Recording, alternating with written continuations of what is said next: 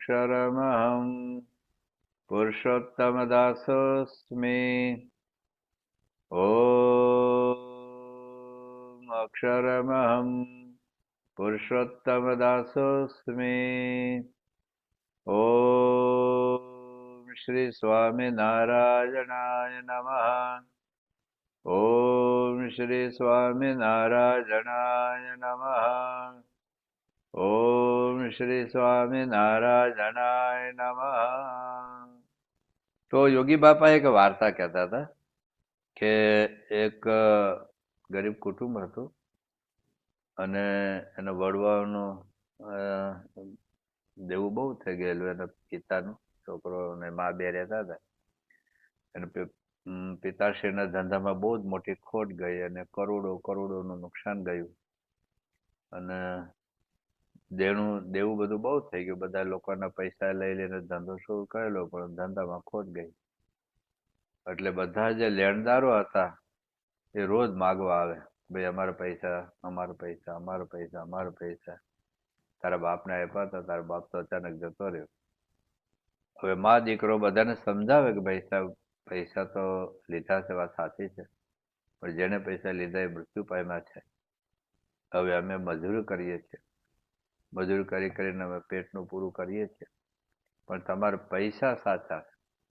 એ ગમે ત્યારે અમે ગમે તેમ કરીને પણ તમે પૈસા આપી દઈશું, વ્યાજ સહિત આપી દઈશું, પરંતુ અત્યારે અમારી પાસે નથી. અમે પૈસા ખોટા નથી કરવાના, અમે બે મજૂરી કરીએ છીએ. ધીરે ધીરે મારો દીકરો પણ ધંધામાં સેટ થશે, પણ રોજ જેના પૈસા હોય 2 લાખ, 5 લાખ, 10 લાખ, 25 લાખ, 50 લાખ, એ રોજ માગવા આવે, રોજ ઉઘરાણી કરે.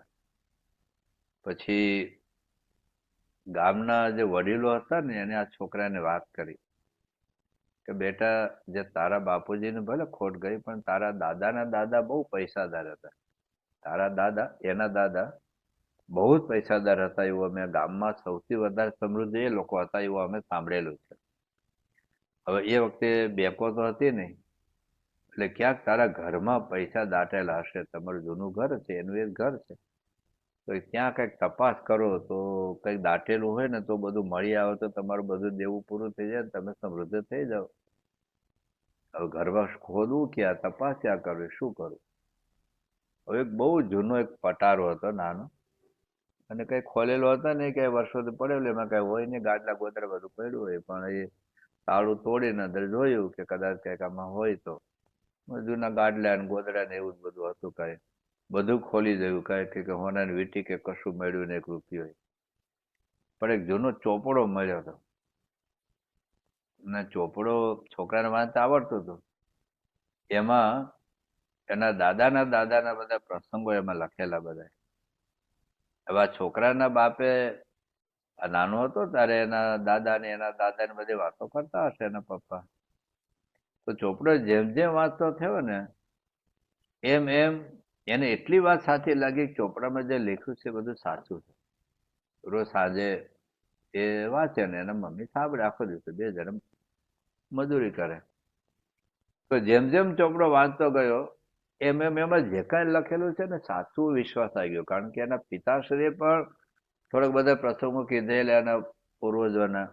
અને હાવ નાનો હતો ત્યારે દાદાએ પણ થોડીક વાતો કરી. દાદા મૃત્યુ પામ્યા, પિતા મૃત્યુ પામ્યા, પણ પ્રસંગો ઘણા બધા સાંભળેલા.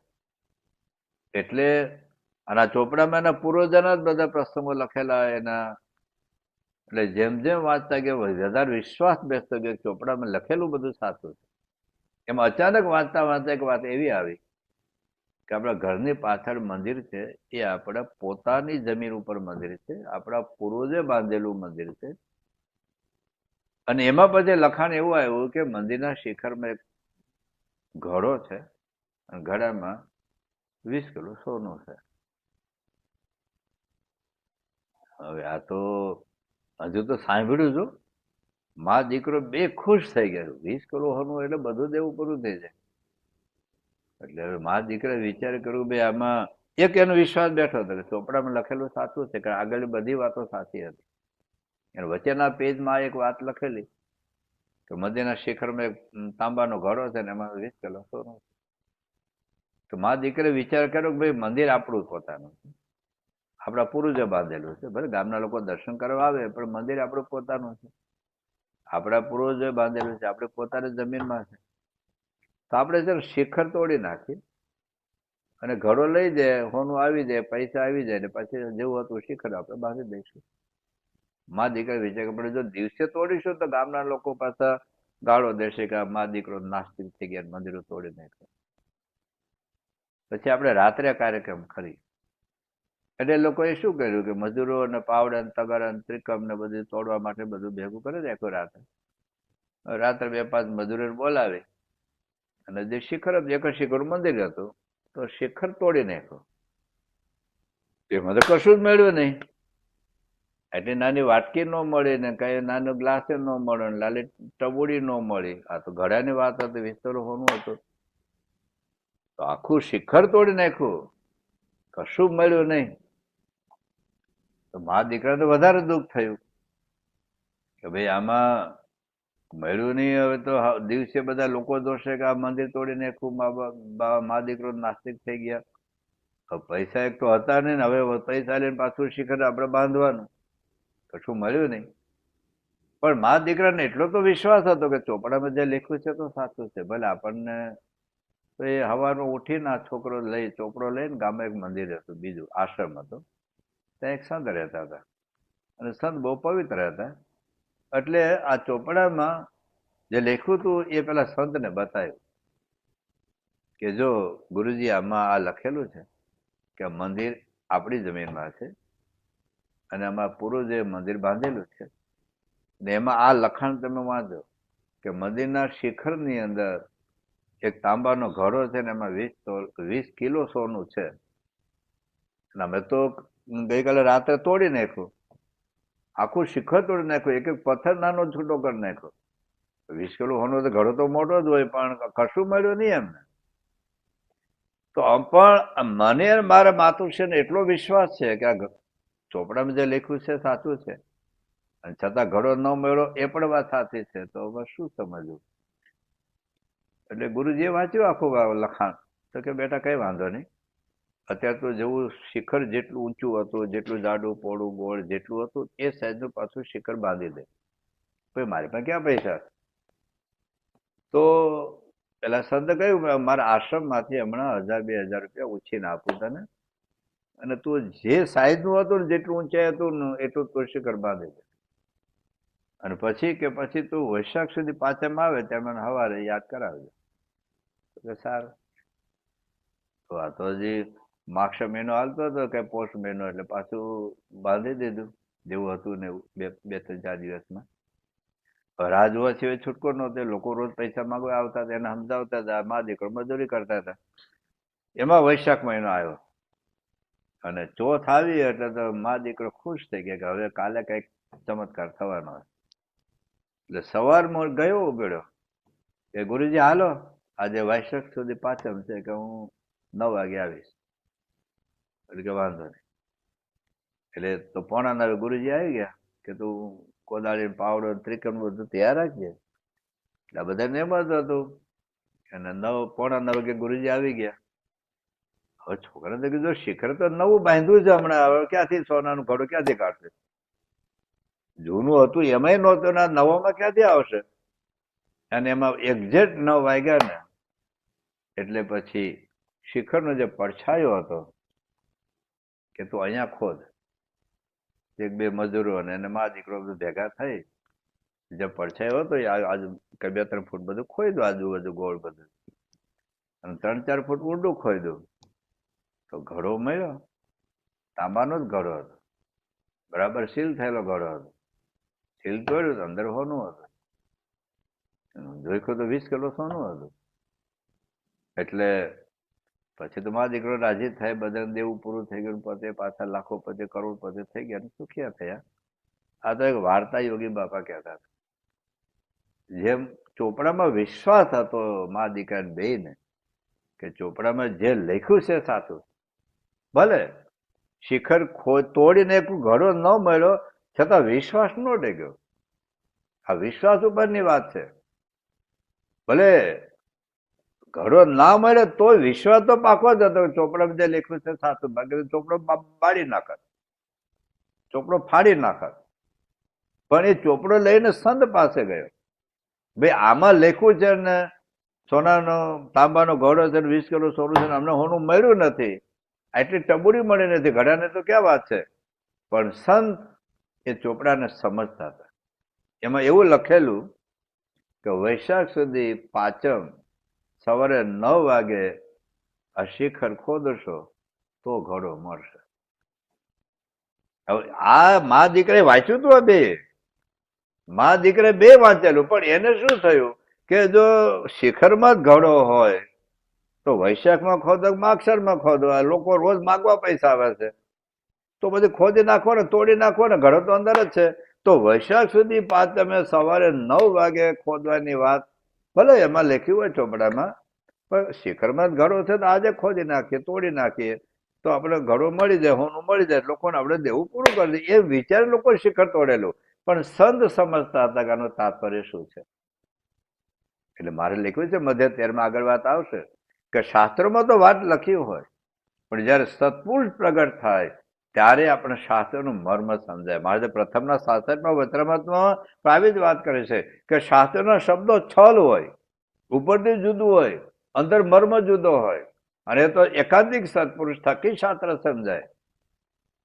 તો ચોપડો તો મા દીકરાએ બે દીકરાને વાંચતા આવડતું, માં સાંભળેલું, પણ સત્પુરુષે સમજાવ્યું, સંતે સમજાવ્યું કે આનું તાત્પર્ય એ વૈશાખ સુધી પાંચમ સવારે 9 વાગે તોડવાનું કેવું છે. પેલું શિખર નહીં, પણ વૈશાખ સુધી પાંચમને સવારે 9 વાગે, કારણ કે ઋતુ પ્રમાણે પડછાયું બદલાઈ જાય, સમય પ્રમાણે પડછાયું બદલાઈ જાય. હવે 8 વાગે પડછાયું જુદો હોય, 9 વાગે જુદો હોય, 10 વાગે જુદો હોય, 11 વાગે જુદો હોય, હાથે 4 વાગે તો આ બાજુ આવી જાય પાછો. માક્ષર ઉત્તરાયણ અને પેલા દક્ષિણાયન એમ સૂર્યને આવતા જતાનો પાછળ બદલાઈ જાય. તો એક સંતને જ ખબર હતી જયારે આ ચોપડામાં આવું લખ્યું છે કે વૈશાખ સુધી પાંચમ સવારે 9 વાગે તમે શિખર ખોરશો, તોડશો તો મળશે. તેનું તાત્પર્ય આ હતું. એમ આ વચનામૃત ગ્રંથમાં મહારાજે લખ્યું છે. આ ખજાનો આપણને બતાવ્યો મહારાજે કે આત્મા ને પરમાત્મા સુખનો મહાન ખજાનો છે.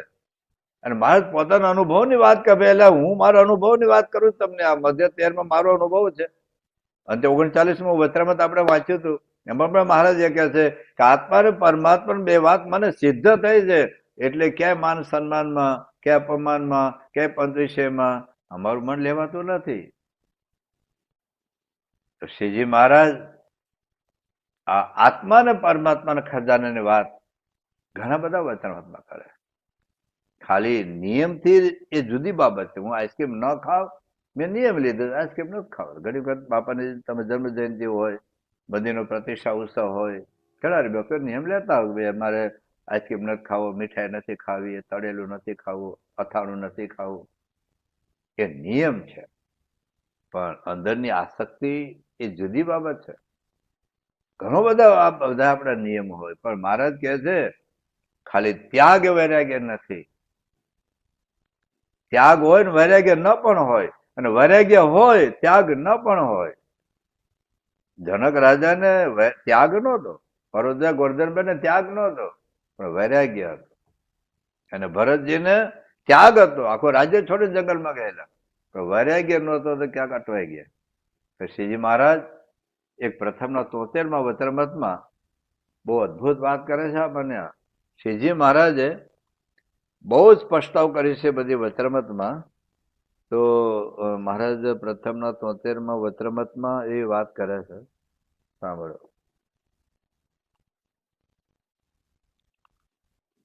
એટલે એમાં પંચ વિશે કેવી રીતે જીતાય એવો પ્રશ્ન પૂછેલો.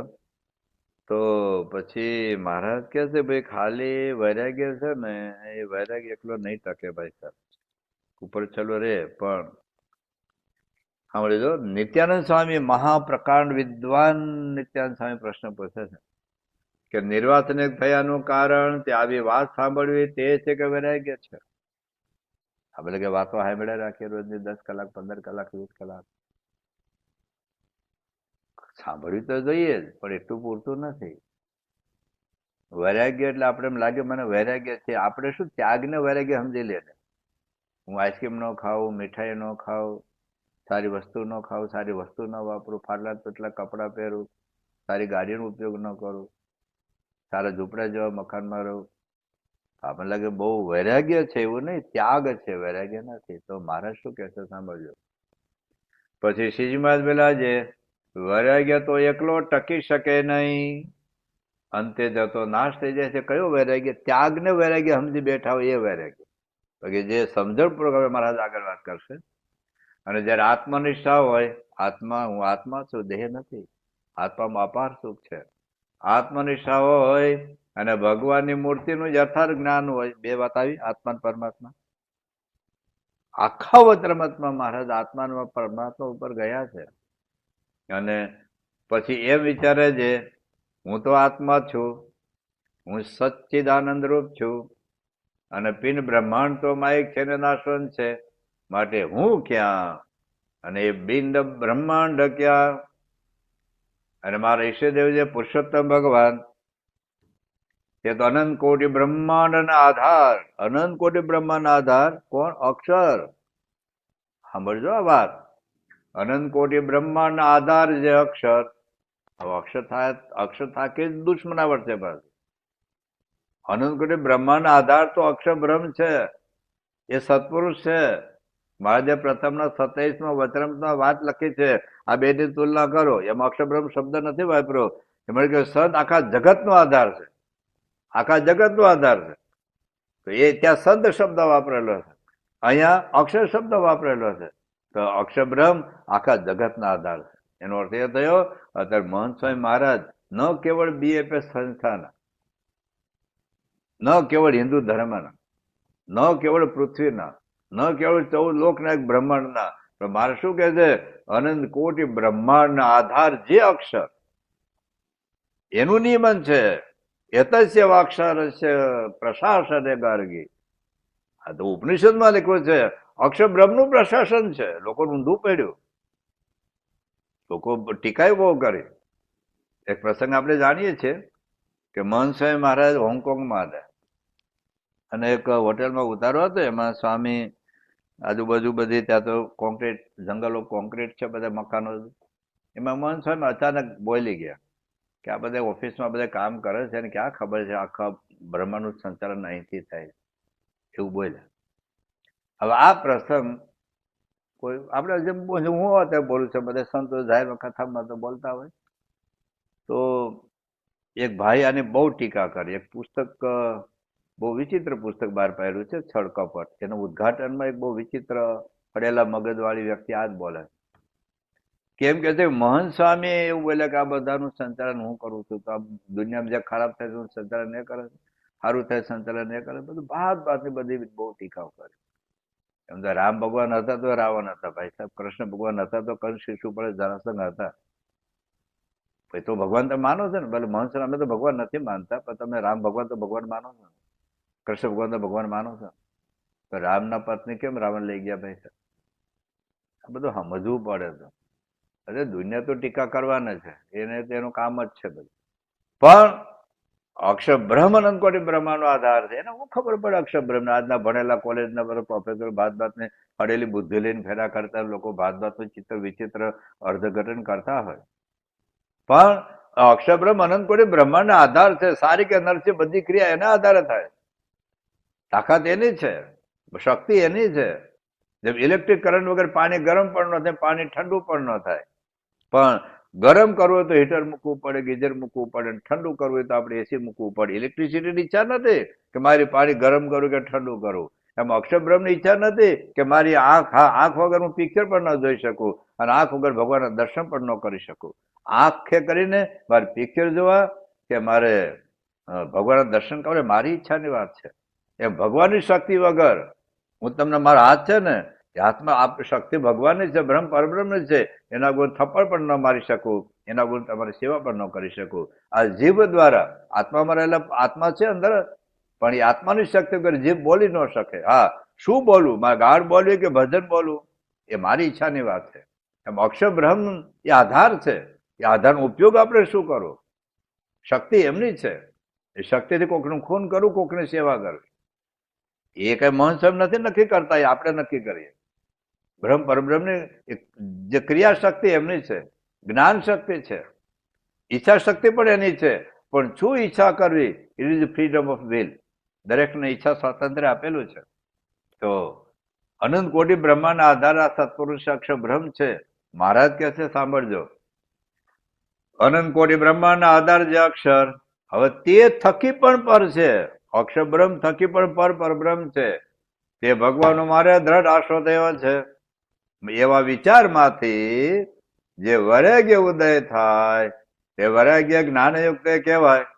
અને એ વૈરાગ્યનો કોઈ કાળે નાશ ન થાય. શ્રીજી મહારાજ આપણને આ બધી નક્કર એટલું સોલિડ સમજાવે છે વચરામૃતમાં આપણને. પણ એ માર્ગે જઈએ તો આવી જ વાત પ્રથમના 73મા વચરામૃત મેં વાત કરી. હવે સારંગપુરના પહેલા વચરામૃતમાં જો અહીંયા નિત્યાનંદ સ્વામીનો પ્રશ્ન છે. પ્રથમના 73મા વચરામૃતમાં નિત્યાનંદ સ્વામીનો પ્રશ્ન છે. સારંગપુરના પહેલા વચરામૃતમાં મુક્તાનંદ સ્વામીનો પ્રશ્ન છે. પણ પ્રશ્ન સરખા જેવો જ છે. મુક્તાનંદ સ્વામી શું પૂછે છે જુઓ, તો વિષયની નિવૃત્તિ થયાનું કારણ તે વૈરાગ્ય છે. એ પ્રશ્ન ત્યાં નિત્યાનંદ સ્વામીનો પ્રશ્ન. આ વિષયની નિવૃત્તિ નું કારણ તે વૈરાગ્ય છે કે ભગવાન વિશે પ્રીતિ છે, પરમેશ્વર વિશે પ્રીતિ છે. તો મારા જવાબ શું આપે છે જો સાંભળજો. પછી શ્રીમદ બોલ્યા છે, એક તો વિષયની નિવૃત્તિનું કારણ આત્મનિષ્ઠા છે. મહારાજે લખ્યું, મને જે આમ વર્તાય છે એનું કારણ એ છે જે મારી વૃત્તિ છે હૃદય આકાશને વિશે રહી છે. એ અતિશય તેજ એટલે આત્માનું, અને એમાં પરમાત્મા દેખાય છે. એટલે આત્મા ને પરમાત્મામાં જો આપણી વૃત્તિ જાય, મારી કઈ છે, તમારી જશે, તો મારા જેવી સ્થિતિ તમારી થશે. તો એક વિષયની નિવૃત્તિનું કારણ આત્મનિષ્ઠા છે. અને બીજું મહાત્મા છે જે ભગવાનનું જ્ઞાન છે, જે પ્રથમના 73માં જ વાત આવી. તેમાં આત્મનિષ્ઠા તો એવી રીતની જોઈએ છે, હું ચૈતન્ય છું ને જળ છે, હું શુદ્ધ છું ને દેહ નરકરૂપ છે, એનું અવિનાશી છું ને દેહ નાશવંત છે, અને આનંદરૂપ છું ને દેહ દુઃખરૂપ છે. એવી રીતે જયારે દેહ થકી પોતાના આત્માને સર્વ પ્રકારે અતિશય વિલક્ષણ સમજે ત્યારે દેહને પોતાનું રૂપ માનીને વિષયમાં પ્રીતિ કરે જ નહીં. મુક્તાનંદ સ્વામી લખ્યું કે જ્યાં લગી દેહને હું કરે માનસ, ત્યાં લગે ભોગવે લાસ ભાવે. નરસિંહ મહેતા બોલ્યા, જ્યાં લગે આત્મ તત્વ ચીનો નહીં, ત્યાં લગે સાધના સર્વે જૂઠી. તો મહારાજ કહે છે કે આત્માને જાણો. એવી રીતે આત્મજ્ઞાને કરીને વિષયની નિવૃત્તિ થાય છે. અને ભગવાનનો મહિમા એમ વિચારે છે, હું આત્મા છું અને પ્રત્યક્ષ ભગવાન મળ્યા છે, તે પરમાત્મા છે. મળ્યા છે આપણને. ગોલોક વૈકુંઠ શ્વેતદ્વીપ તથા બ્રહ્મપુર તથા અનંત કોટી બ્રહ્માના પતિ જે બ્રહ્માદિક દેવ, એ સર્વેના સ્વામી જે પુરુષોત્તમ ભગવાન, તે મને પ્રત્યક્ષ મળ્યા છે. હવે સાંભળજો, પ્રત્યક્ષ તો મળ્યા છે ને, હવે અંદર લઈ જવાના છે મહારાજ એ કહે છે. અને તે મારા આત્માના વિશે પણ અખંડ વિરાજમાન છે. બસ મહારાજ કે મારા આત્મામાં તેજ દેખાય છે ને તેજમાં પરમાત્મા દેખાય છે. જો તમારે પણ આવી સ્થિતિ કરવી હોય તો આ વિચારો કે હું આત્મા છું, મારા વિશે પરમાત્મા રહ્યા છે. અને તે ભગવાનનું જે એક નિમિષ માત્રનું દર્શન, તે ઉપર અનંત કોટી બ્રહ્માંડના જે વિષય સુખ છે તે સર્વે વારે કરીને નાખી દઈએ. અને ભગવાનના એક રોમમાં જેટલું સુખ રહ્યું છે તેટલું સુખ તો અનંત કોટી બ્રહ્માંડના વિષય સુખ ભેળા કરીએ તો પણ તેના કોટીમાં ભાગની બરોબર થાય નહીં. અને જે ભગવાનનું અક્ષરધામ છે, સાંભળજો, તેની આગળ બીજા જે દેવતાના લોક છે તે મોક્ષ ધર્મ, એટલે મહાભારતનો શાંતિ પર્વમાં 3 ધર્મ છે, મોક્ષ ધર્મ, આપદ ધર્મ, રાજધર્મ. ભીષ્મ પિતામહ મહાભારતના યુદ્ધ પછી બાણશૈયા પર સુતા સુતા યુધિષ્ઠિરને સમજાવે છે. એમાં મોક્ષ ધર્મની અંદર આ વાત લખી છે કે ભગવાનના ધામની તુલનામાં દેવતાના સુખ તો નરક તુલ્ય છે. અને જે ભગવાનનું અક્ષરધામ છે તેને આગળ બીજા જે દેવતાના લોક છે તેને મોક્ષ ધર્મ વિશે નરક તુલ્ય ગયા છે. એવા જે ભગવાન તે મને પ્રગટ મળ્યા છે, તેને મૂકીને નરકના કુંડ જેવા જે પંચ વિશે સુખ, તેને હું શું ઈચ્છું. અને વિષય સુખ તો કેવળ દુઃખરૂપ જ છે. એવી રીતે ભગવાનનું મહાત્મા જાણવે કરીને વિષયની નિવૃત્તિ થાય છે. અને એવી રીતે જે આત્મજ્ઞાન અને પરમાત્માનું જ્ઞાન તેમાંથી જે વૈરાગ્ય પ્રગટે તે વૈરાગ્ય કરીને સર્વ વિશેષ સુખની વાસનાની નિવૃત્તિ થઈ જાય છે. મહારાજે પોતાની સ્થિતિ બતાવી. મહારાજ કે તમારે આવી સ્થિતિ કરવી હોય તો આ સમજો. આ આપણે કહી લીધું પેલું આપણે પ્રથમનું 73મું વચરામૃત. આપણે આ કથા ખાલી કથા નથી, વચરામૃતનો ઊંડો અભ્યાસ છે. તો બધા નંબર ખાલી યાદ રાખેલું અથવા કાગળ લઈને બેસવું, લખી લેવું, અને પછી જયારે ટાઈમ મળે ત્યારે વચરામૃત ખોલીને જોવું. એટલે હું એક્ઝેક્ટ વચરામૃતના શબ્દ એક્ઝેક્ટ એટલે વાંચું છું, બાકી તો ભાવાર્થ રૂપે કહી દેવાય, પણ આપણે કઈ બહુ ઉતાવળ નથી. તો હવે મહારાજ લોહીના 10મા વચરામૃતમાં જનક રાજાનો દ્રષ્ટાંત આપે છે. જે પ્રથમના બીજા વચરામૃતમાં જનકની વાત કરી, પ્રથમના 38મા વચરામૃતમાં જનકની વાત કરી, લોહીના 10મા વચરામૃતમાં જનકની વાત કરી, વરતાલના 20મા વચરામૃતમાં જનકની વાત કરી કે જનક રાજા રાજ્યમાં રહેવા છતાં, રાણીઓ દીકરા દીકરી વૈભવ હોવા છતાં કેવી રીતે નિર્વિકારી રહ્યા. તો આપણે તો રહેવું જ છે પાછું. તો મહારાજ ઉપાય બતાવે છે. તો લોયાનું 10મું વચરામૃત છે, જે ભગતજી મહારાજ માટે કેવો હતો એમનો અંગનું વચરામૃત છે. તો લોયાના 10મા વચરામૃતમાં મહારાજ કહે છે, સાંભળજો. અને વળી અવિકારી એના 3 કારણો બતાવે છે. એક તો જગત દુઃખરૂપ છે, દોષરૂપ છે એવું માનો, અને બીજી 2 બાબત સમજાવે છે, આ છે. અને વળી એને વિશે અવિકારી રહેવાનું બીજું પણ કારણ છે. જેમ જનક વિદેહી જેવા જે મોટા ભગવાનના ભક્ત રાજા હતા, તે રાજ્યમાં રહ્યા હતા. ભલે તમે કરોડના બંગલા ફરો, મર્સિડીઝમાં ફરો, પ્લેનમાં ફરો, રાજ્યમાં રહ્યા હતા. ને રમણીય એવા જે શબ્દાદિક પંચ વિશે તેને ભોગવતા થતા પણ જ્ઞાનની દ્રઢતા કરીને નિર્વિકાર પડે રહ્યા. બસ ખાવું તો પડે, પીવું તો પડે, રહેવું તો પડે સંસારમાં. અને જનક જેવા જે જ્ઞાનીઓ હોય તે એમ વિચારે છે, બસ આપણો માર્ગ જનક રાજાનો છે. તો જનક જેવા વિચારતા હતા એવું આપણે વિચારવાનું છે કે હું આત્મા છું, શુદ્ધ છું, ચૈતન્ય છું, નિર્વિકાર છું, સુખરૂપ છું, અવિનાશી છું, અને સ્ત્રીયાદિક જે વિષય છે તે તો દુઃખરૂપ છે, તુચ્છ છે, જડ છે અને નાશવંત છે. એમ વિચારીને કેવળ પોતાના આત્મા સ્વરૂપને જે સુખરૂપ જાણે છે, અને શબ્દાદિક વિષયમાં જે સુખ જેવું જણાય છે ને સારા જેવું જણાય છે, એ આત્મા વધે જણાય છે. બસ આત્મા છે એટલે આપણે ખાવા પીવાનું જોવાનું સુખ આવે. આત્મા જતો રહે પછી મરદાના જીભ ઉપર મૂકીએ, મરદાના સામે ગમે એટલું રૂપ ઉભું હોય તેને શું મજા આવે. તો આત્મા વધે જણાય છે, અને આત્મા દેહમાં તે નીકળી જાય ત્યારે સુખરૂપ હોય તે ભૂંડું થઈ જાય છે. આત્મામાં હોય તો એસી ની મજા આવે, મરદાને શું મજા આવે, મોઢું હળે ને એટલું. ઠંડી હોય ને હીટર ચાલુ કરો, પણ અંદર આત્મા છે તો હું ફાવે. આત્મા જતો રહે પછી કાર્યક્રમ પૂરો. એવી રીતે પોતાના આત્માને વિચારે, અને આત્મા થકી પર જે પરમાત્મા તેનો વિચાર કરે છે. આવું જે માયા થકી પર શુદ્ધ આત્માનું જ્ઞાન તેનું પાયમાં, તે સંતને પ્રતાપે પાયમાં સંત આપણને સમજાવે. અને તે સંત પરમેશ્વરના ભક્ત છે, અને પરમેશ્વર છે તે તો સર્વાત્મા એવા જે બ્રહ્મ તેના પણ આત્મા છે, અને અક્ષરના પણ આત્મા છે, અને અનંત કોટી જે મુક્ત તેના પણ આત્મા છે. એવા જે પરબ્રહ્મ પરમાત્મા નારાયણ તેનું બ્રહ્મરૂપ એવો દાસ છું. બસ ટૂંકમાં આ વચનામૃતમાં પણ મહારાજ આત્મા ને પરમાત્મા, અક્ષર અને પુરુષોત્તમની જ વાત મહારાજ કરે છે.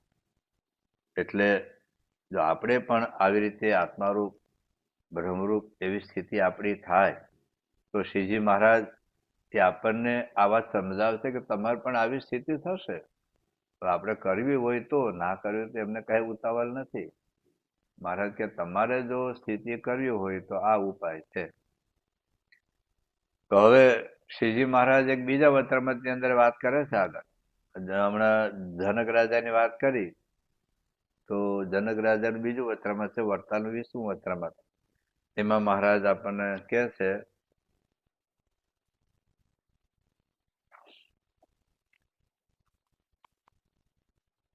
જનક રાજા જેમ જનક વિધેય હતા, તે પ્રવૃત્તિ માર્ગમાં હતા તો પણ નિર્વિકાર હતા, એટલે પ્રવૃત્તિ માર્ગમાં એટલે ગ્રહસ્થ આશ્રમમાં, છતાં પણ નિર્વિકાર હતા. પછી એમાં આગળ પોતે વાત કરી, જયારે જનકની સભામાં સુલભા નામે સંન્યાસીની આવી ત્યારે જનક રાજા સુલભા પ્રત્યે બોલ્યા છે, તું મારા ચિત્તને મોહ પમાડવાનું કરે છે, પણ મારા ગુરુ જે પંચશીક ઋષિ તેની કૃપા થકી હું સાંખ્ય અને યોગ બે મત અનુસર્યો છું. માટે મારા અડધો શરીર ચંદનચર્ચ અને અડધું શરીર તલવાર કરીને કાપે, બે મારે બરોબર જ છે. અને આ મારી મિથિલાપુરી બળી જાય તો પણ મારું કઈ બળતું નથી. એમ હું પ્રવૃત્તિમાં રહ્યો થકો અસંગી અને નિર્વિકાર છું. એવી રીતે રાજા જનકે સુલભા પ્રત્યે કહ્યું છે. અને સુખદેવજીના પણ રાજા જનક ગુરુ કહેવાયા. માટે હવે મારા જવાબ આપે છે. એ પ્રશ્ન એ જ ઉત્તર છે, ઇન્દ્રિયોની વૃત્તિ અનુલોમપણે વર્તિતી હોય અને પ્રવૃત્તિ માર્ગમાં રહ્યો હોય તો પણ જો રાજા જનકની પેટે જેના હૃદયમાં સમજણની દ્રઢતા, હૃદયમાં બુદ્ધિમાં નહીં, સમજણની દ્રઢતા થઈ હોય તો તે કોઈ રીતે વિકારને પામે નહીં. અને જેને જેને જાણવું જોઈએ છે એનું યથાર્થ જ્ઞાન હોય છે, આ તે સાર છે ને આ તે અસાર છે. પછી એક ભગવાનની મૂર્તિ વિના જેટલા માયક આકાર છે તે સર્વે અતિશય દુઃખદાયક છે ને નાશવંત છે એમ જાણે અને પોતાને દેહ, ઇન્દ્રિયો ને અંતઃકરણ તે થકી નોખો આત્મારૂપ જાણે, પછી એને કોઈ પદાર્થ નથી જે મોહ પમાડવાના અર્થે સમર્થ થાય. તો આવી તો ઘણા બધા વચનમાં મહારાજે આત્મા અને પરમાત્મા ઉપર જ મહારાજ વાત લઈ ગયા છે. અંત્યના 24મા વચનમાં પણ આ જ્ઞાનાંશનો વૈરાગ્ય બતાવ્યો છે. જે પ્રથમના 73માં બતાવ્યું ને વૈરાગ્ય, પ્રથમનું 73 સારંગપુરનું પહેલું વચનામત, એમ અંત્યના 24મા વચનામતમાં મહારાજ જ્ઞાનાંશના વૈરાગ્યની વાત કરે છે. એ આપણે થોડીક વાત સમજી લઈએ.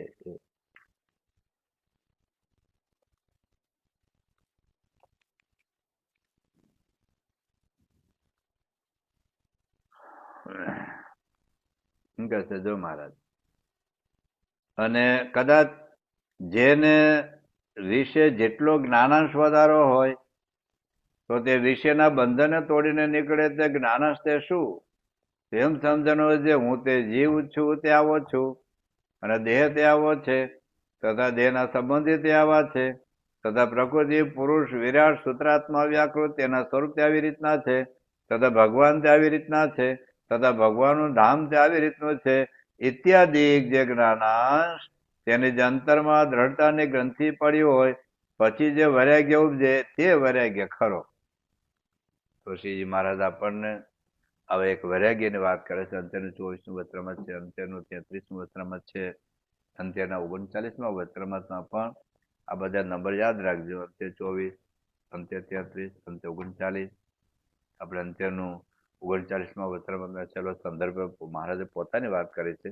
પણ એમાં મહારાજ કહે છે કે એવી રીતે અમે પ્રથમ કહ્યું છે પોતાના જીવાત્માનું જ્ઞાન, પ્રથમના અંત્ય 39માં આગળ જીવાત્માનું નિરૂપણ કરે છે, આગળ આપણે જોઈશું. તથા ભગવાનના મહાત્માનું જ્ઞાન, આ બે જેને સિદ્ધ થયા હોય, જો હું આત્મા છું એવરી ઇન્ડિયન જ ફિલોસોફર, બધાને તમને મને બધાને ખબર છે હું આત્મા છું, જ્ઞાન સિદ્ધ ન થયું. ભગવાનમાં સુખ અધિક છે વચન વાંચીને આપણે નક્કી પણ કર્યું, પણ સિદ્ધ નથી થયું. મહારાજ કહે છે આત્મા ને પરમાત્માનું જો બે જ્ઞાન સિદ્ધ થયા હોય ને જો ગમે એવા પંચ વિશે સંબંધી સુખમાં કદાચ બંધાઈ ગયો હોય તો પણ તેમાં બંધાઈ રહે નહીં ને તેને તોડીને નીકળી જ રહે. અને જે વિષયના સુખનો ત્યાગ કરીને વર્તતો હોય ને બંધાઈમાં તે શું કહેવું. પછી મહારાજ એમાં આખું મથાળું વિશલ્યકરણનું છે. જે વિશલ્યકરણને ઔષધિ લાવીને હનુમાનજી રામચંદ્રને પીવાડી ત્યારે જે દેહમાં શલ્ય લાગ્યા હતા તે સર્વેની મેળે દેહથી બહાર નીકળી ગયા. તેમ જે આ બે વાત મનમાં લાગી હોય, ઇન્દ્રિયોને વિષય ભોગની ઈચ્છા રહી છે, તે શલ્ય છે તે સર્વે નીકળી જાય. કે આ વિષય ભોગમાંથી એની ઇન્દ્રિયોની વૃત્તિ નીકળીને ભગવાનમાં જ વળગે. તો આપણે ઘણા બધા વચનામાં શું જોયું, આપણે સમજા કેટલું કે શ્રીજી મહારાજ આપણને એટલું સમજાવે છે કે મારે જે પંચ વિષયમાંથી વૃત્તિ પાછી વળી છે એમને ખાલી નિયમથી નથી રહી, આ નિયમ પણ જરૂરી છે. મધ્યના 16મા વચનામૃતમાં મહારાજે નિયમ પાળવાની ભૂમિકા બતાવી છે કે નિયમમાંથી ધીરે ધીરે વૈરાગ્ય ઉદ્ભવે, પણ અંતે તો આત્માને પરમાત્મા જ્ઞાન સિદ્ધ કરવું પડશે, બ્રહ્મરૂપ થવું પડશે. ગુણાતીતાનંદ સ્વામીની ઘણી બધી વાતો, આપણે બધી વાતો વાંચતા નથી, પણ વચનામૃત રહસ્ય તમને એડ્રેસ આપી દઉં. વચનામૃત રહસ્ય ભાગ 3, એમાં બ્રહ્મરૂપ થવાની આવશ્યકતા શા માટે છે? અક્ષરબ્રહ્મનું ચેપ્ટર છે આખું. અક્ષરબ્રહ્મના ચેપ્ટરમાં બ્રહ્મરૂપ શા માટે થવું, એમાં ગુણાતીતાનંદ સ્વામીની વાતો, ગોપાલ સ્વામીની વાતો, પછી નિર્ગુણદાસ સ્વામીની વાતો, એ બધી જ વાતોનો સંદર્ભ એમાં આપેલા છે. ગુણાતીતાનંદ ઘણી બધી વાતોમાં નિજાત્માનમ બ્રહ્મરૂપમ, નિજાત્માનમ બ્રહ્મરૂપમ, આ બધી વાતો આવે છે. એમાં સ્વામી લખે છે અને વાતોમાં કે મહાપ્રલયમાં પણ અગ્નિ બળતી, મહાપ્રલયના અગ્નિમાં પણ વાસના બળે એવી નથી. વાસના ક્યારે બળે? કે પોતાના આત્માને બ્રહ્મરૂપ માને તો. નિજાત્માનું બ્રહ્મરૂપમ, આવી 2-3 પ્રકારની વાતો છે. પણ એ વચનામૃત રહસ્ય ભાગ 3, એમાં અક્ષરબ્રહ્મનું નિરૂપણ છે. અક્ષરબ્રહ્મના નિરૂપણમાં બ્રહ્મરૂપ શા માટે થવું, એમાં આ બધી સ્વામીની વાતો, ગુણાતીતાનંદ સ્વામીની વાતો, ગોપાલ સ્વામીની વાતો, નિર્ગુણદાસ સ્વામીની વાતો, વચનામૃતના બહુ જ બધા સંદર્ભો આપીને વાત કરી છે. એવી જ રીતે વચનામૃત રહસ્ય ભાગ 4, વચનામૃત રહસ્ય ભાગ 4, એમાં એકાંતિક ધર્મનું નિરૂપણ છે. અને એકાંતિક ધર્મના નિરૂપણની અંદર એમાં આત્મનિષ્ઠાનો ટોપિક આવશે. પહેલા ભક્તિનું નિરૂપણ છે, પછી જ્ઞાન, ધર્મ, વૈરાગ્ય અને મહિમાનું નિરૂપણ છે. એમાં આત્મનિષ્ઠાનું નિરૂપણ છે, જ્ઞાનનું. આત્મનિષ્ઠા સહિત ભગવાનની ભક્તિ કરવી, પહેલા ભક્તિનું નિરૂપણ છે વચનામૃત રહસ્ય ભાગ 4માં. એમાં ઇન્ડેક્સમાં જોશો, પછી આત્મનિષ્ઠાનું નિરૂપણ છે. તો આત્મનિષ્ઠા એટલે કે બ્રહ્મરૂપ શા માટે થવું, ત્યાં પણ ઘણા બધા વચનામૃતના સંદર્ભો, ઘણી બધી સ્વામીની વાતો, ગોપાલ સ્વામીની વાતો, નિર્ગુણદાસ સ્વામીની વાતો, પછી ભગતજી મહારાજે વાત કરી હોય, શાસ્ત્રી મહારાજે વાત કરી હોય, યોગી બાપાએ વાત કરી હોય, પ્રમુખ મહારાજે વાત કરી હોય. એ વખતે તો મહંત સ્વામી સદગુરુ રૂપી હતા, એટલે મહંત સ્વામીની વાતો નથી. પણ એ બધા સંદર્ભોની અંદર આ બ્રહ્મરૂપ શા માટે, આ બધા શું છે? ગુણાતીતાનંદ સ્વામીએ એક વાત લખી છે કે શબ્દની હારો કરવી. આ બધા વચનના રેફરન્સ આપણે શા માટે વાંચીએ છીએ? કે આપણા મગજમાં એક વાત ફિટ થાય. જેમ છૂટક છૂટક બધું લખેલું હોય, એક પુષ્પ અહીં પડ્યું હોય, એક બગીચામાં પડ્યું હોય, એક મંદિરમાં પડ્યું હોય, એક રસોડામાં પડ્યું હોય, અગાસી ઉપર પડ્યું હોય, આવા 500,000 ફૂલ જુદી જુદી જગ્યાએ પડ્યા હોય.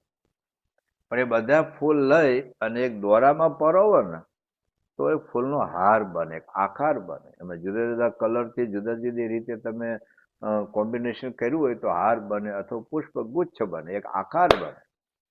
એમ વચનામૃતમાં જુદી જુદી જગ્યા બધા શબ્દો પડેલા છે. સ્વામીની વાતો પણ જુદી જુદી જગ્યા અનેક પ્રકારની વાતો છે, પણ એ બધાનું સંકલિત થાય, એક જગ્યાએ આવે. એટલા માટે ગુણાતીતાનંદ સ્વામી એક વાત કરી છે કે શબ્દોની હારો કરવી. હારો કરવી એટલે શું? શબ્દોને નજીક નજીક લાવવા. એટલે આપણે બધા જુદા જુદા વચનના સંદર્ભો વાંચીએ છીએ. અને પણ સ્વામીની વાતોમાં પણ મેં આ 2 તમને એડ્રેસ આપ્યા છે.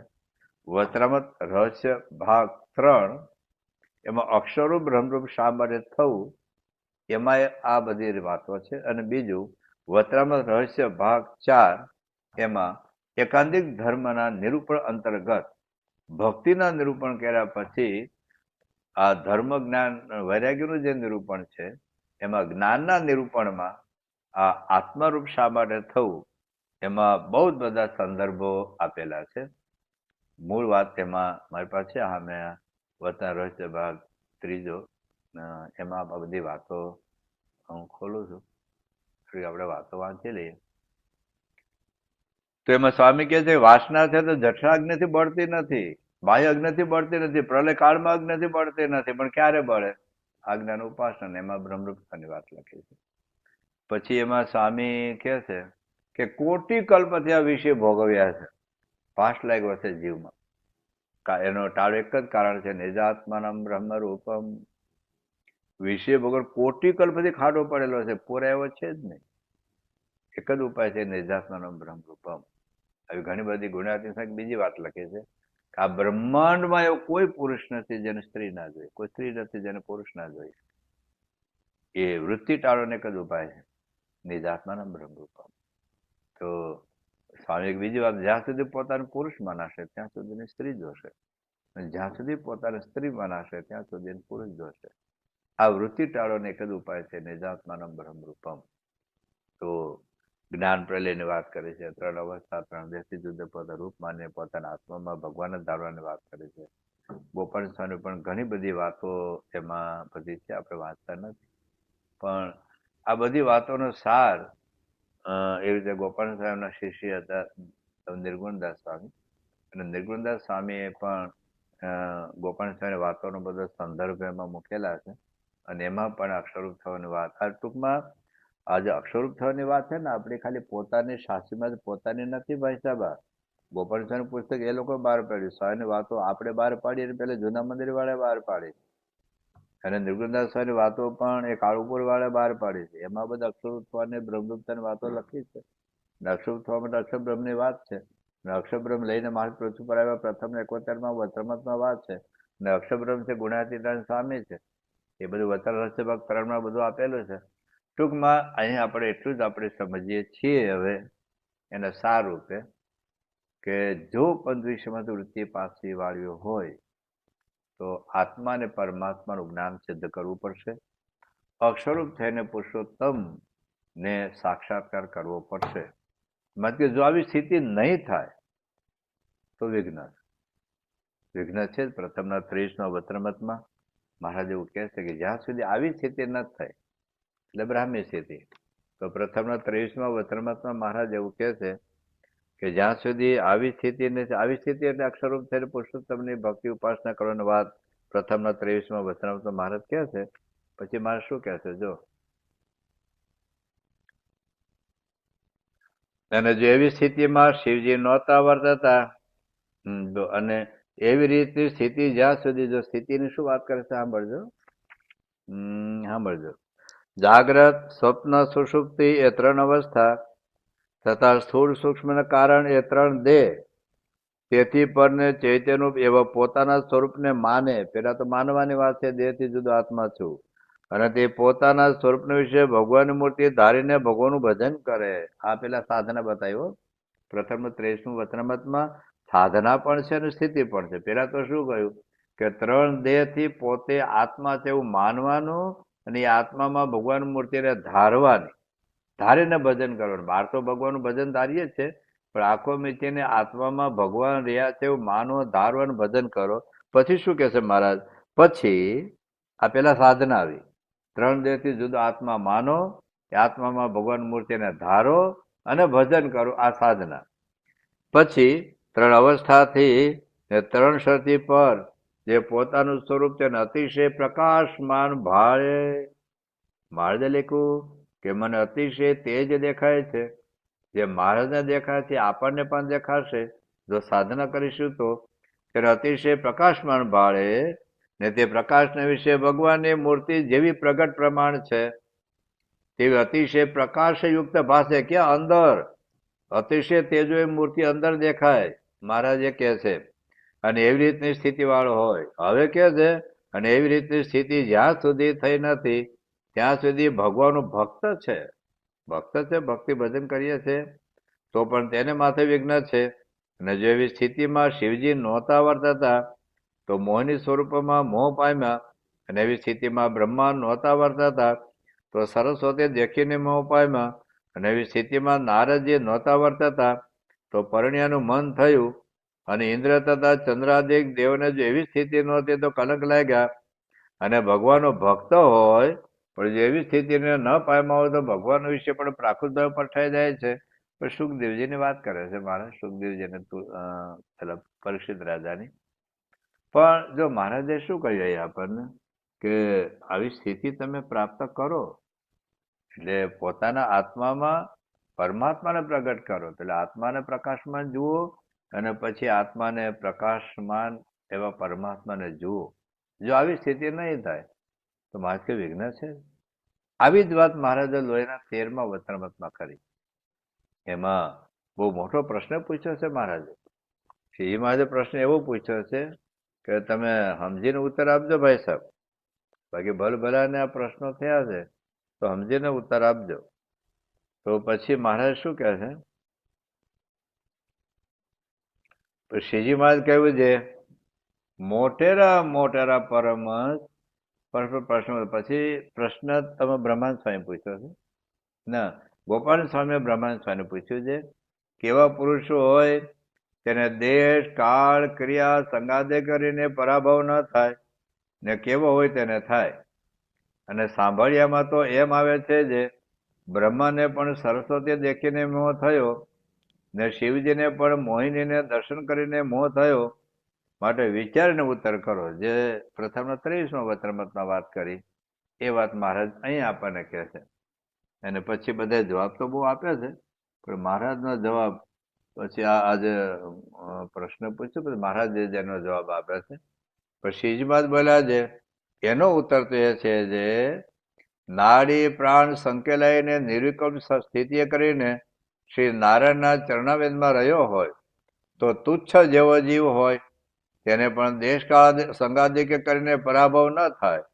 અને એવી રીતે બ્રહ્માદિક રહ્યા હોય તેને પણ પરાભવ ન થાય. અને એવી રીતે સ્થિતિ ન થઈ હોય ને દેહમાં વર્તતો હોય તો બીજા જીવને પરાભવ થાય. અને એવા મોટા જે બ્રહ્માદિક તેને પણ થાય. હવે મહારાજ બહુ લાંબુ નિરૂપણ કરે છે પણ મૂળ મહારાજ શું કહે છે કે નિર્વિકલ્પ સ્થિતિ કરીને પરમાત્માના ચરણાવિંદમાં રહ્યો હોય તો નિર્વિકલ્પ સ્થિતિ એટલે શું? જે ઉત્તમ નિર્વિકલ્પ નિશ્ચયની વાત મહારાજે લોહીના 12મા વચનામૃતમાં વાત કરી છે. અને પ્રથમના 40મા વચનામૃતમાં મહારાજે નિર્વિકલ્પ સ્થિતિની વ્યાખ્યા કરે છે. મહારાજ પ્રથમનું 40મું વચનામૃત છે એમાં જો મહારાજ શું કહે છે અક્ષરરૂપ થવાની જ વાત છે ભાઈ, બીજી વાત નથી. એમાં મહારાજ શું કહે છે કે અક્ષર બ્રહ્મના સાધર્મ્યપણાને પામીને કેવળ ભગવાનની મૂર્તિને વિશે જ નિમગ્ન રહેતો હોય. ટૂંકમાં અક્ષરભાવને પામે કે અક્ષરભાવને પામ્યા વગર કેવળ ભગવાનની મૂર્તિ વિશે નિમગ્ન નહીં થાય. મારે લખ્યું કે અક્ષરરૂપ થયા વગર પરમાત્માને ભક્તિનો પણ અધિકાર પ્રાપ્ત થતો નથી. અક્ષરરૂપ થયા વગર પુરુષોત્તમની ઉપાસના પણ દ્રઢ થતી નથી. એટલે અક્ષર બ્રહ્મના ભાવને પામવું, બ્રહ્મરૂપ થવું એ બધા માટે કમ્પલસરી છે. આપણા ખાલી BFS વાળા માટે નહીં, બધા માટે બ્રહ્મરૂપ થવું અગત્યનું છે, અક્ષરરૂપ થવું અગત્યનું છે. તો અક્ષરરૂપ થઈને પુરુષોત્તમની મૂર્તિ વિશે નિમગ્ન રહેવું, આવી જો નિર્કળ સ્થિતિ ન થાય તો મહારાજ આ લોહીના 13મા વચનામૃતમાં કહે છે કે વિઘ્ન આવશે. એ ગમે તેવા પરાભવમાં એ પામી જશે. એટલા માટે શ્રીજી મહારાજ અહીં વાત આવી જ વાત મહારાજે એક મધ્યના 30મા વચનામૃતમાં પણ શ્રીજી મહારાજ એક વાત આપણને કરે છે કે જો આ બંધન ક્યારે ન થાય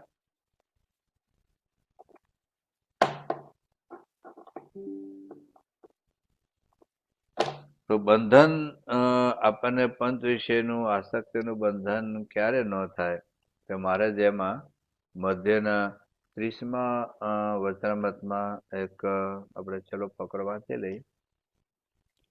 આ વખતે તો આજે તો બહુ બધા વચન નંબર બોલ્યો છો, બધા કંટાળો ચડ્યો હશે પણ આપણી આ તો કથા ખાલી વચનામૃતનો અભ્યાસ પણ છે.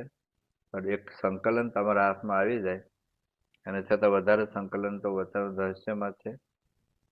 તો જો આ મધ્યનું 30મું વચનામૃતનો આપણે વાંચીએ, જે ગુણાતીતાનંદ સ્વામી જે 5 વચનામૃત વંચાવેલા ને એમાંનું આ એક વચનામૃત છે. જે 5 વચનામૃત વંચાવેલા એમાંનું આ એક વચનામૃત ગુણાતીતાનંદ સ્વામીએ પ્રથમનું 23મું વચનામૃત છે, મધ્યનું 30મું વચનામૃત છે, મધ્યનું 45મું વચનામૃત છે અને અમદાવાદનું બીજું અને ત્રીજું વચનામૃત. આ 5 વચનામૃત વંચાવીને ગુણાતીતાનંદ સ્વામી એવું બોલેલા કે મહારાજે જે આમાં વાત કરી છે એ પ્રમાણે સમજાવ વગર કોઈને છૂટકો નથી. કોઈને એટલે એ મહારાજ કેમ આચાર્ય હોય કે ભગવાન હોય કે ભગવાનનો દીકરો હોય, નાનો મોટો ગમે તે હોય, પણ આમાં જે મહારાજે કહ્યું છે એ કર્યા વગર છૂટકો નથી એવી વાત મહારાજે અહીં સમજાવી છે આપણને. તો શ્રીજીમાં શું કહે છે સાંભળજો. સોનું અને સ્ત્રી એ બે અતિ બંધનકારી છે. એટલે સ્ત્રીને માટે પુરુષ, પુરુષ માટે સ્ત્રી, ટૂંકમાં જાતીય વૃત્તિ છે એની વાત છે.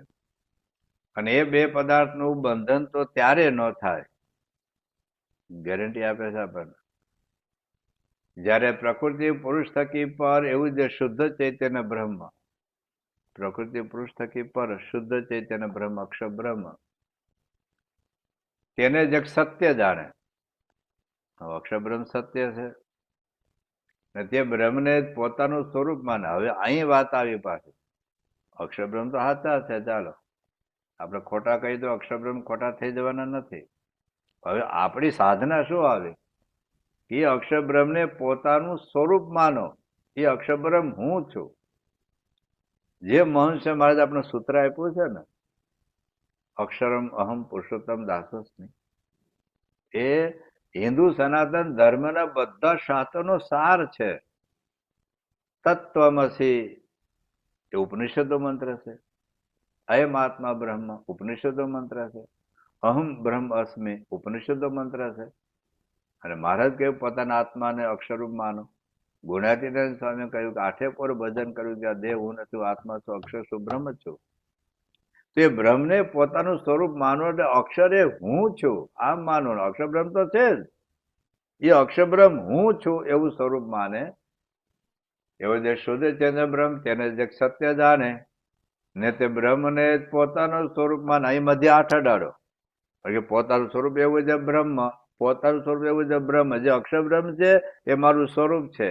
અને એને વિશે ને તે બ્રહ્મરૂપ તેને પરબ્રહ્મ એવા જે શ્રી કૃષ્ણ ભગવાન તેનું ભજન કરે, એમનેમ તો ભજન આખી દુનિયા કરે, કરોડો. જ્યાં આવ્યો જેને ભળતું ત્યાં ભળી થયા ભગત, એવા ભગતે બ્રહ્માંડ ભર્યો તે પણ જાણવી વિગત. શું કહ્યું? ભક્તિ તો ઓછા કરે દુનિયામાં, કરોડો લોકો ભક્તિ કરે છે. સ્વામિનારાયણ સંપ્રદાયમાં પણ સ્વામિનારાયણ ભજન આખું દિવસ કરે જ રાખે, સ્વામિનારાયણ સ્વામિનારાયણ સ્વામિનારાયણ સ્વામિનારાયણ આપણે પણ કરીએ છીએ. પણ અક્ષરરૂપ થઈને ભજન કરવું. બહુ વર્ષો પહેલા એક પ્રસંગ યાદ કરું તો પ્રમુખ સાહેબ મહારાજ 88માં પરદેશની યાત્રા હતા અને છેલ્લે અમે મોરિશિયસથી મુંબઈ આવતા હતા પ્લેનમાં, અમે સાથે હતા. એ વખતે બાપાની બાજુમાં બેઠેલો અને બાપાને એક પ્રશ્ન પૂછ્યો પ્રમુખ સાહેબ મહારાજ કે સ્વામી, આપ ઘણી વખત એવું કહો છો કે સત્પુરુષની આજ્ઞા પ્રમાણે વર્તે તો આત્મા સત્તા રૂપે વર્તે.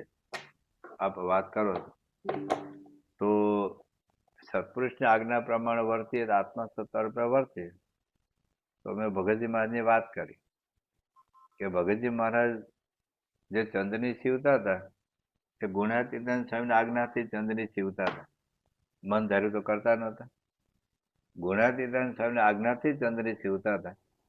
અને આદર્શ સાધકના લક્ષણ આપણે ઘણી વખત આજ્ઞાથી પાર્કિંગમાં ઉભા હોઈએ, આજ્ઞાથી રેલ સભા કરીએ, આજ્ઞાથી ઘર સભા કરીએ, આજ્ઞાથી ઉપવાસ કરીએ, પણ હારવાર બીજો બધો ઘણો બધો કચરો હોય, અભાવ ગણું હોય, ખટપટ થતી હોય, મારું તારું કરતું હોય, અહમમત્વ હોય.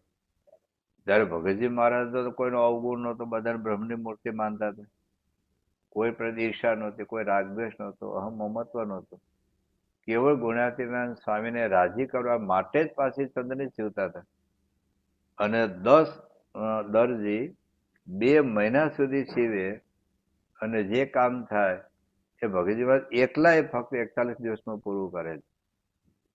અને પાછા ભજન કરતા કરતા ક્રિયા કરતા. એટલે જે કઈ સાધના કરવાના તે બધું જ ગુણાતીતાનંદ સ્વામીની આજ્ઞાથી જ ભગતજી મહારાજ ચંદની સીવતા હતા. પણ જયારે ગુણાતીતાનંદ સ્વામી એની બાજુમાં આવ્યા ત્યારે ચંદ્રીમાં એટલું બધું મન લગાવેલું કે થોડી વાર ગુણાતીતાનંદ સ્વામી ઉભા રહ્યા, પણ એમને ખ્યાલ આવ્યો નહીં. પછી ગુણાતીતાનંદ સ્વામી બોલ્યા પ્રાગજી, અને આમ તરત સામે જોયું, લે સ્વામી તમે ક્યારે આવ્યા? તો કે ક્યારનો ઉભો છું અહીંયા. પછી જે ગુણાતીતાનંદ સ્વામીએ વાત કરી કે પ્રાગજી, જેવી ચંદ્રની શિવામાં લગ્ન લગાડી છે એવી આ મૂર્તિ જે તારી સામે ઉભી છે એમાં વેગ લગાડીશ, એમાં તારી વૃત્તિ લગાડીશ તો સિદ્ધ દશાને પામીશ. એટલે મેં પ્રમુખ સમાજને પ્રશ્ન એ પૂછ્યો કે ભગતજી મહારાજ તો ગુણાતીતાનંદ સ્વામીની આજ્ઞાથી જ ચંદ્રની સીવતા હતા. અને આપ એમ કહો છો કે આજ્ઞા પ્રમાણે વર્તે તો આત્મસ્વરૂપે વર્તે. એમાં મધ્યનું 51 વચરામત છે જ પાછું. મધ્યનું 51 વચરામતમાં મહારાજે એ વાત કરી છે કે સત્પુરુષની આજ્ઞા પ્રમાણે વર્તે તો આત્મસત્તારૂપે વર્તે. તો આત્મસત્તારૂપે એટલે પોતે બ્રહ્મરૂપે વર્તે. તો અહીંયા તો ભગતજી મહારાજ એ ગુણાતીતાનંદ સ્વામીની આજ્ઞાથી જ ચંદ્રની સીવતા હતા. તો પછી આ જુદી વાત કેમ કરી કે જેમ આ ચંદ્રની સીવામાં તો મન લગાડે છે, મારી મૂર્તિમાં મન લગાડે. તો એ વખતે બાપાએ આ વાત કરેલી. સ્વામી કે જે મહારાજે સેવા કરવાની વાત કરી છે, આજ્ઞા પાડવાની વાત કરી છે, ભજન કરવાની વાત કરી છે, પણ એમાં નિજાત્માનમ બ્રહ્મ રૂપમ દેહત્રય વિલક્ષણમ વિભાવ્ય તેના કર્તવ્ય, એટલું આપણે ભૂલી જઈએ. પછી કર્તવ્ય શું? ભગવાન ભક્તિ કરીએ છીએ, પણ વિભાવ્ય 3 દેહથી પોતાના આત્માને બ્રહ્મરૂપ માનીને પછી ભક્તિ કરવી. દાખલા તરીકે હું અત્યારે બે કલાકથી ટેટે કરું છું, પણ જે આ આજ્ઞા છે ને કે બ્રહ્મરૂપ માનીને કથા કરવી, એ આપણને યાદ નથી રહેતું. તમે દાખલા 2 કલાકથી કથા સાંભળો તો બ્રહ્મરૂપ માનીને કથા સાંભળવી, બ્રહ્મરૂપ માનીને આરતી કરવી, પોતાનું બ્રહ્મરૂપ માનીને દંડવત કરવા, બ્રહ્મરૂપ માનીને પાર્કિંગમાં ઉભા રહેવું, બ્રહ્મરૂપ માનીને હરિભક્તને પીરસવું, બ્રહ્મરૂપ માનીને વાસણ ઉટકવા, એ બ્રહ્મરૂપ માનવાનું એ છે ને બાકી રહી જાય છે આપણે. તો નિજાત્માનમ બ્રહ્મરૂપમ દેહત્રય વિલક્ષણમ વિભાવ્ય, આટલું રહી જાય છે. પણ તેના કર્તવ્ય પછી ભક્તિ આપણે કરીએ છીએ. તો અહીંયા મહારાજ એવું કહે છે કે જે અક્ષર બ્રહ્મ તો છે જ, એને પોતાનું સ્વરૂપ માનવાનું. હું આત્મા છું, અક્ષર છું, બ્રહ્મ છું. એમાં જે પ્રત્યક્ષ સ્વરૂપ ગોળ્યા, હું તારી સામે અક્ષર બ્રહ્મ પ્રત્યક્ષ છું, એને પોતાનું સ્વરૂપ માનીને એ મૂર્તિમાં તારું મન જોડી દે તો આવી સ્થિતિને પામીશ. તો મહારાજ એ કહે છે એક સત્ય જાણે ને તે બ્રહ્મને જ પોતાનું સ્વરૂપ માને ને તે બ્રહ્મરૂપ દઈને પરબ્રહ્મ એવા દે શ્રી કૃષ્ણ ભગવાન તેનું ભજન કરે. અને બ્રહ્મ થકી ઓરું જે પ્રકૃતિ એને પ્રકૃતિનું કાર્ય માત્ર તેને સત્ય જાણે ને નાશવંત જાણે ને તુચ્છ જાણે, તુચ્છ સમજે ને માય કહેવા જે નામરૂપ તેને વિશે અતિશય દોષ દ્રષ્ટિ રાખે ને તે સર્વેને નામરૂપને વિશે અતિશય વૈરાગ્યને પામે તો તેના બંધરૂપ ન થાય. ટૂંકમાં મહારાજ અહીં સુધી આપણે ઘણા બધા વચનામતો સાહેબની વાતોના આધારે એટલું આપણે સમજ્યા કે શ્રીજી મહારાજે પોતાની સ્થિતિની વાત કરી કે મને આમ જે વર્તાય છે એનું કારણ શું છે? તેનું કારણ આ છે કે મારી ઇન્દ્રિયોની વૃત્તિ, અંતઃકરણની વૃત્તિ અંતર સન્મુખ છે, આત્માના વિશે છે, અને આત્મા અતિશય પ્રકાશમાન દેખાય છે, અને આત્માના વિશે પરબ્રહ્મ પુરુષોત્તમ નારાયણ એ સાક્ષાત અતિશય તેજોમય દેખાય છે. બસ આ સ્થિતિનું કારણ છે. આવી સ્થિતિ પ્રાપ્ત કરવા માટે હવે આપણે સ્ટેપ બાય સ્ટેપ આગળ જવાનું છે. પેલા તો આત્મારૂપ માનવું એટલે શું? તો પેલા તો હું સ્થૂળ દેહ નથી, હું સૂક્ષ્મ દેહ નથી, હું કારણ દેહ નથી, હું આત્મા છું, હું અક્ષર છું. મારે કહ્યું ને એ આત્મા એ અક્ષર કહીએ, અક્ષર બ્રહ્મ કહીએ, અક્ષરધામ કહીએ. તો હું બ્રહ્મરૂપ છું ત્યાં સુધી પેલા તો હું સ્થૂળ દેહ નથી, હું સૂક્ષ્મ દેહ નથી, હું કારણ દેહ નથી, હું આત્મા છું, અને પછી અક્ષર. અને એ અક્ષરરૂપ એવા જે આત્મામાં એ પરમાત્માને ધારવા એટલે શું? પેલા તો સ્થૂળ દેહ નથી એટલે શું? સૂક્ષ્મ દેહ નથી એટલે હું શું? હું કારણ દેહ નથી એટલે શું? હું આત્મા છું એટલે શું? હું અક્ષર છું એટલે શું? અને એવા અક્ષર એવા આત્મામાં પરમાત્માને કેવી રીતે ધારવા, એનું કેવી રીતે મનન ચિંતન કરવું, કેવી રીતે આત્મા પર સાક્ષાત્કાર કરવો, એ જે મહારાજે અને ગુણાતીત પરંપરાએ જે આપણને બધી રીત સમજાવી છે એ બધી વાત આપણે આવતા શુક્રવારે જોઈશું. આવતા શુક્રવાર સુધી સૌને જય સ્વામી નારાયણ. ગુણાતીતમ ગુરુમ પ્રાપ્ય બ્રહ્મરૂપમ નિજાત્મનઃ વિભાવ્ય દાસ ભાવેન સ્વામિનારાયણ श्रीहरिं साक्षरं सर्वदेवेश्वरं भक्तिधर्मात्मजं दिव्यरूपं परं शान्तिदं मुक्तिदं कामदं कारणं स्वामिनारायणं नीलकण्ठं भजे श्रीहरिम्.